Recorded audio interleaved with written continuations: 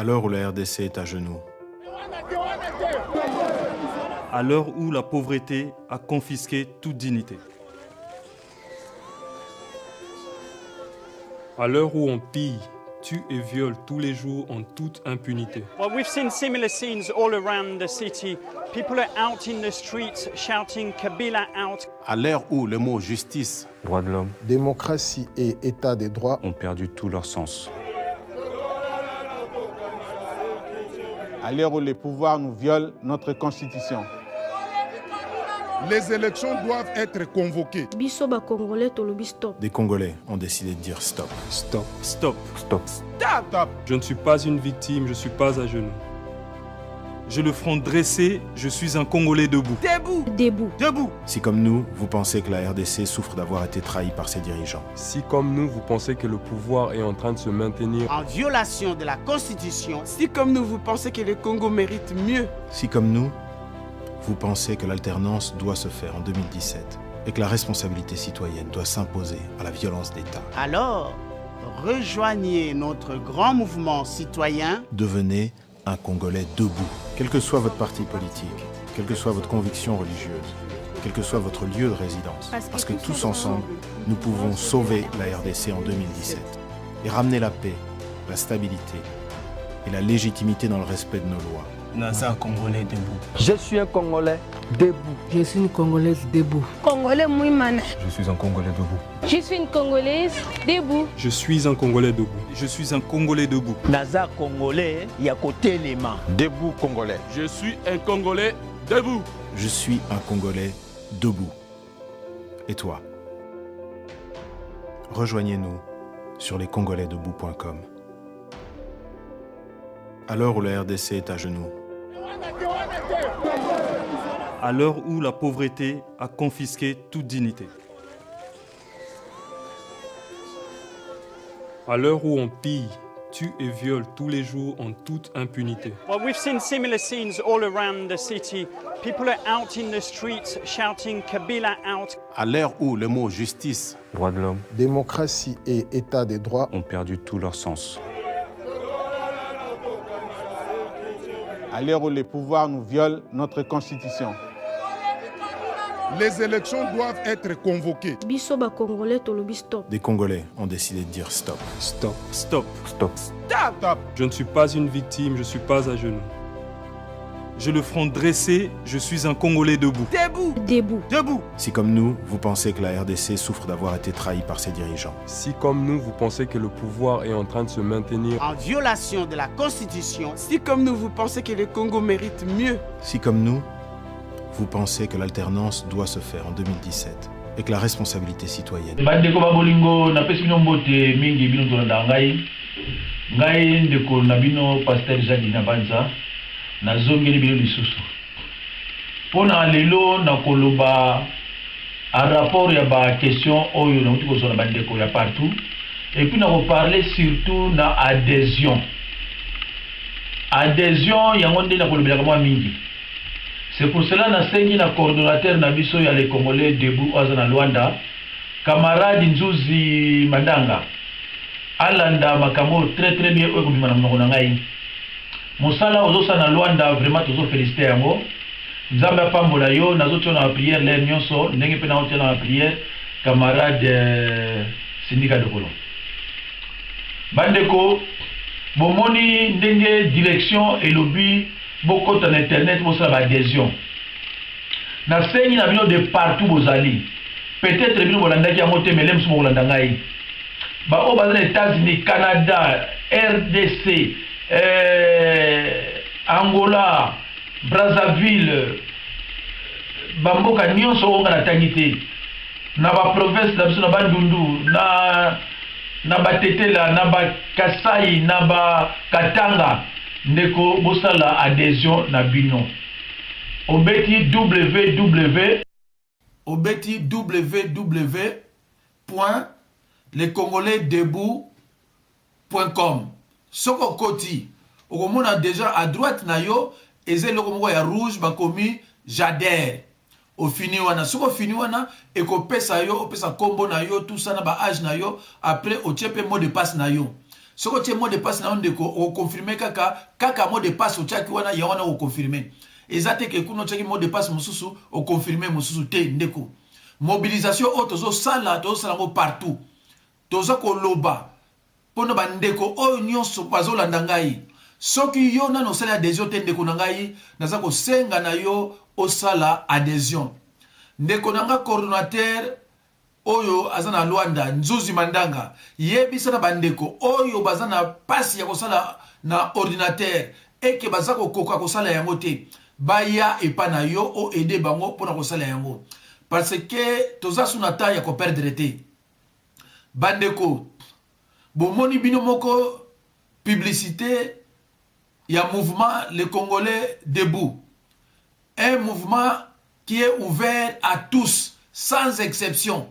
Tribalisme to boyango to linyango ta mukete ozala Katange ozala Moluba ozala Mutetela ozala Muyanzi c'est-à-dire Mutabandundu ozala Manyanga ozala Mukongo ozala ekolo nyonso ozala kati ya mboka na biso le Congolais debout efongoli maboko pona mutu nyonso efongoli maboko na motema pona mutu nyonso ndeko na ngai soki yo lingi okota na le Congolais debout ezala ngo problème apacité kende kaka na internet pona baninga na biso o bazana bazangi internet boko téléphoner soki okoki koko joindre camarade na biso te Nzuzi Mandanga o azana Luanda okobenga ngai na 06 51 03 90 89 06 51 03 92 89 soko beninga na koloba na yo ndenge nini okokutana to osolola na camarade Nzuzi Mandanga oyo azana Luanda yende mutasimi makamukuna plateforme eza pa na ye voilà alors bande konangai na lingina banda ko répondre bino na ba question o poser nga ba question eze belé bolobi na nga boye ngai na lobi na bino papa Dokolo Samu Augustin ye mutabota papa Dokolo Sindika mais botuninga est-ce que azala batata mosusu te est-ce que tata na ye abota makaka ye moko tolingi pe to yeba batata na ye poto yeba soko za vrai congolais parce que otozo mona ezole kana mboka tolingi suba makamuté bande konangai le Congolais debout eza mouvement moko ya liberté d'expression eza mouvement moko oyo elingi ba question réponse ba question nyonso boko poser ndeko soki naza capable ko répondre bino na ko hésiter te soki naza capable te en tout cas wana ekeli na bureau ya camarade Sindika Dokolo pour ba répondre bino je peux transmettre ba question nyonso bino ko poser question na bino za boye bolingi boyeba tata na ye soka zaki na bandeko parce que bino bokomo ko sala banquête tina ba source mais to boyango pete ndeko na ngai boza ba congolais botelemi soki bino bo poser nga question na parce que vous êtes des Congolais debout comme moi un Congolais debout alors na lingi ko bana bino ke papa Dokolo Augustin Sanu babota ma 8 na 8 wana ndeko na kopesa bino bakomo na bango mais elo mona ko bino boye compte tenu ya mouvement ozaki na Kinshasa dictature ozaki na Kinshasa ndenge papa Dokolo bakanga biloko na ye esenga yike bandeko na ye nyonso babima na RDC ndeko moko aza suna kati ya Kinshasa kuna zate bango nyonso bazali banda bazana Angola bazana États-Unis bazana France et ils sont partout sauf na Kinshasa bazate alors il s'agit de Diakileke Albert wana mwana liboso na famille Augustin Dokolo Yami Bale Ndombasi Kodia Sala Yami Satu Mandanga Ndo Petezo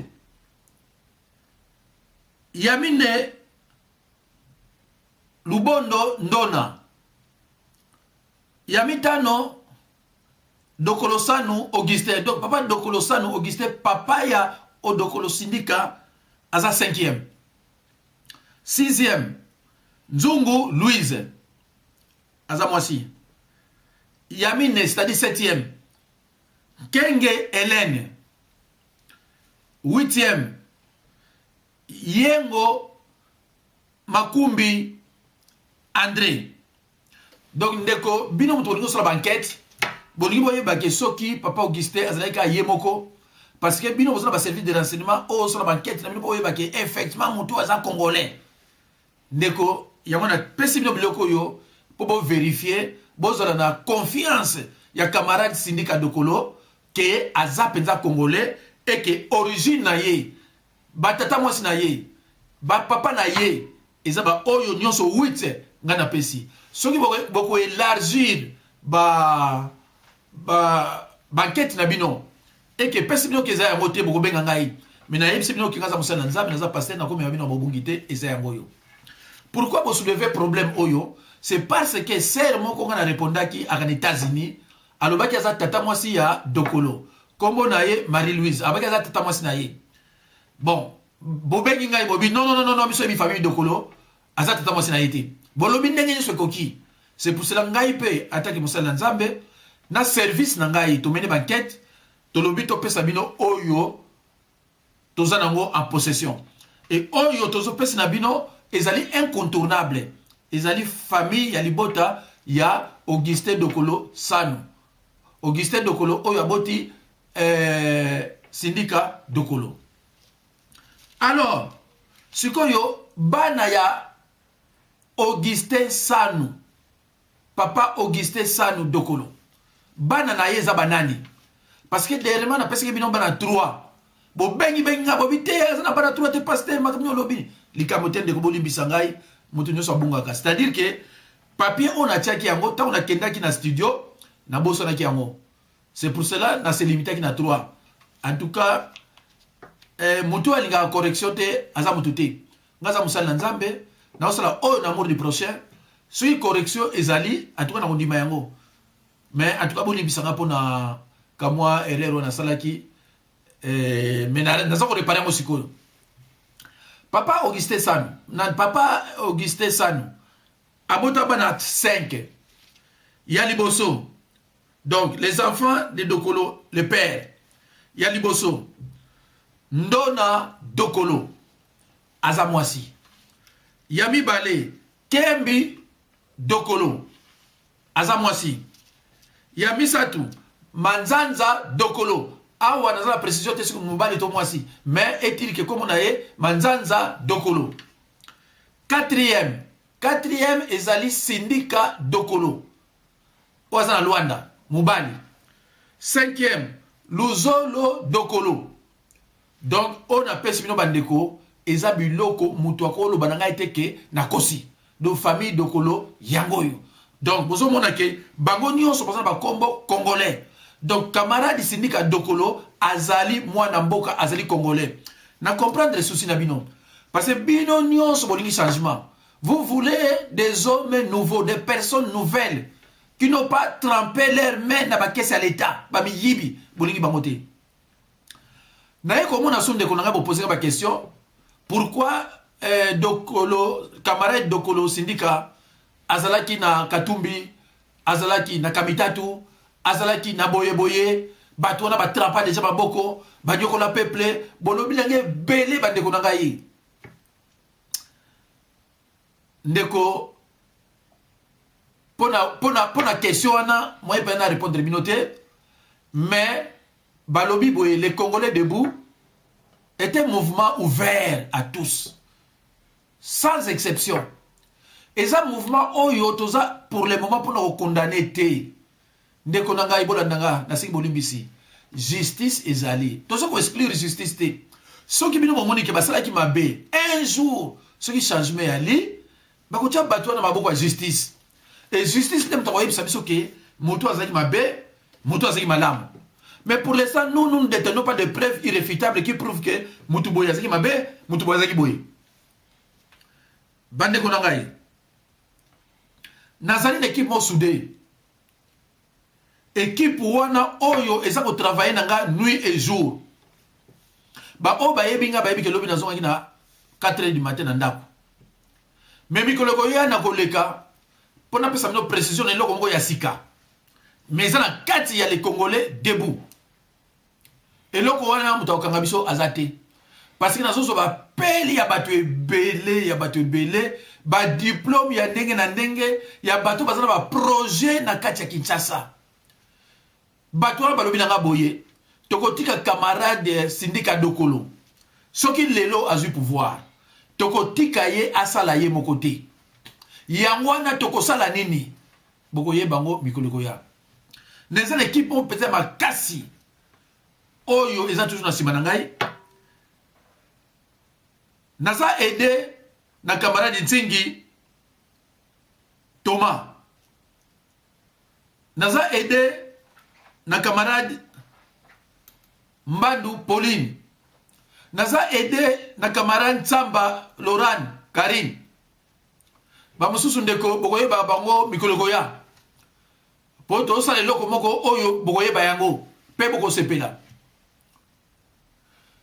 Le Congolais debout azana besoin ya batu nyonso mungala muluba mutabandundu de toute façon awa panga na osala eloko yo toza misato toza na mutabandundu toza na moko mutetela ngai mukongo eza déjà exemple tozo kolinga tribalisme te bandeko na ngai soko yo za muta tribalisme to sengi noko yawa te ou alors soko ye awa il faut changer awa tribalisme teleme bo mimboka mutu moko alingi tribalisme azate tolingi bato bazana amour du prochain. L'amour du prochain, c'est-à-dire tu penses plus à l'autre qu'à soi-même. Ce qu'on a l'amour du prochain, c'est ndekonanga, au qu'on a l'amour il y a patrie. Ce qu'on a l'amour il y a amour du prochain, né au l'amour du il y a patrie. Na a on a zo sala boye ndeko. Pona leka na ba studio, pona loba, pona mobiliser bino. Nazo sala on a mbongo nanga moko. Ezana bato basolo baki azozo mbongo Sindika zotinla eboye yango nazo sala boye te ndeko. Nazo sala ngo na amour du prochain, pona amour ya patrie o ngala zana yango. Yango na ndeko nazongeli lisusu pona likambo ya adhésion. Likambo ya adhésion ndeko nanga naza ko insister. Bokende bokota na internet. Bokomona www.lescongolaisdebout.com. Soko koti wana omona page fongwami.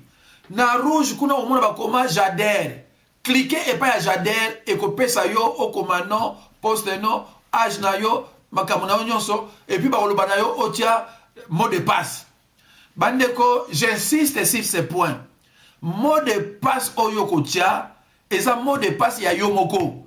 Oyo okoko bosa na kayango te. Parce que ndeko soko lingo kota lisusu. Soki mot de passe na eza na erreur obosa ni yango eza impossible. Soki otie mot de passe ya liboso. Tango ba no confirmer. Ndeko oko confirmer mot de passe oyo tiaki liboso. Yango na ne o confirmer ngo pour la deuxième fois. Ce n'est pas que yo tie mot de passe ya liboso oyo confirmer mot de passe mususu te. Oyo tiaki yango na ndeko na ngai oko confirmer. Bandeko na ngai naza ko répéter lisusu. Pona ndeko camarade wazana Luanda Nzuzi Mandanga. Nzuzi Mandanga yem tazo représenter les Congolais debout na mobilisation na kati ya Luanda. C'est un camarade très intelligent et très sage. Naza ko soutenir 100%. Naza ko tia ndeko Nzuzi Mandanga na prière l'air nyonso. Bandeko na ngai boza na confiance na ye. Aza mutu oya mipesi pona mboka. Aza mutu aza na tribalisme te ndeko na biso camarade Nzuzi Mandanga. Alingi bino boyamba ye. Ngai pe awa bandeko. Nazana camarade Ntingi Thomas. Ntingi Thomas atelemi so yo yebi nyoko kota na internet te benga Ntingi Thomas. Soko yebi ba coordonner te benga na ko yebisa yo. Soko ko joindre ngate ako aider yo. Soki oza mwasi ozo kokate ndeko na ngai benga Mbandu Pauline. Mbandu Pauline c'est une dame très très intelligente, très gentille et sage. Soki yo ozo mona français peut-être compliqué. Ndeko na ngai loba na camarade Mbandu Pauline na lingala. Ako comprendre yo, ako aider na nyonso. Eza bato na lobi na yo ba oba telemi penza pona ko tia makamu nyonso a marche. Bandeko na ngai naza kopesa mbote mingi na Alain Alain Yengo paye à télémina nenga ko sakanate. Mais pour le moment, azana moins déplacement. Azana Luanda. To yebite suka ozonga camp. Yé pas ande ko moko a télémi makasi ndeko na ngai. Biso équipe na biso pe awa toza soudé. Mikole ko yena koleka. Boko yeba équipe wana ekosala nini? Parce que ndeko na zuba peli ya bato mayele belé. Balobi nga na yebi boye. Soki lelo mboka tozuya on akosala boye. Nga na kosala société ba yaourt. Nga na kosala eloko aboye. Nga na kosala eloko aboye. Bato wana nyonso nga za na ba besoin. Toko sala eloko moko ona ngo bimisa siko te mais prochainement boko yoka yango. Boko sepela parce que dans beaucoup de filles il y a Marseille, il y a Allemagne, il y a Belgique, il y a Londres, il y a partout. Parce que le mouvement Nabiso est un mouvement très ouvert. Mouvement, il y a des démocrates. Mouvement de personnes qui veulent les changements. Mouvement de gens qui ont une liberté d'expression.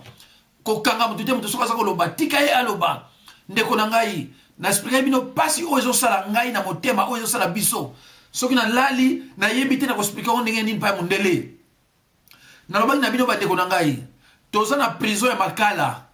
Prison wana eza construite en 1952 pour 1800 détenus. Mais tant ne Mwandatsemi, honorable ne Mwandatsemi Akimaki, derrière lui il y avait 4000 évadés. Na 4000 évadés wana soki 2000 batikalaki. Donc eza prison batubazo vanda baza au moins plus de 6000. Or prison na fo batu 1800 ndeko na ngai alors que gouvernement wana eza na ba sénateur, eza na ba député, eza na gouvernement, eza na premier ministre, eza na président de la république ndeko na ngai. Kokota prison eza ko kende po na correction. Kokota prison elingo le bateau kufi. Muto soka kuzana prison aza ko conserver quand même ba droit na ye. Mais soki baza 6000, ba place ko lala eza 1800. Bandeko na ngabo expliquer ngana. Biloko ya ndengo na ndeko na nga yo moko soko vandi ozomona ndenge nini attaque congolais. C'est pour ça que lobby, moi je suis un Congolais debout.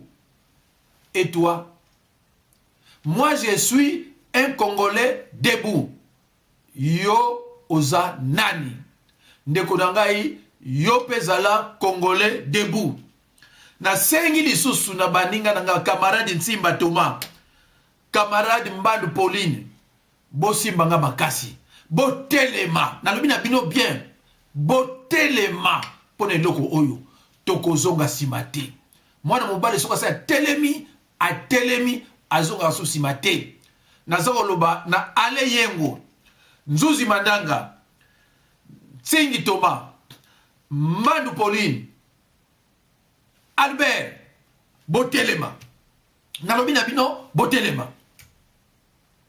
Na répété botelema. Moi je suis un Congolais debout. Et vous? Merci bandeko nangai. O nazali na ngoloba. Nasuki wana nazozela so ba question mosusu. Na okima ba question te nazozela ba question mosusu. Soki na koki ko répondre bino so na kokite na koloba bino na kokite. Merci beaucoup bandeko nangai.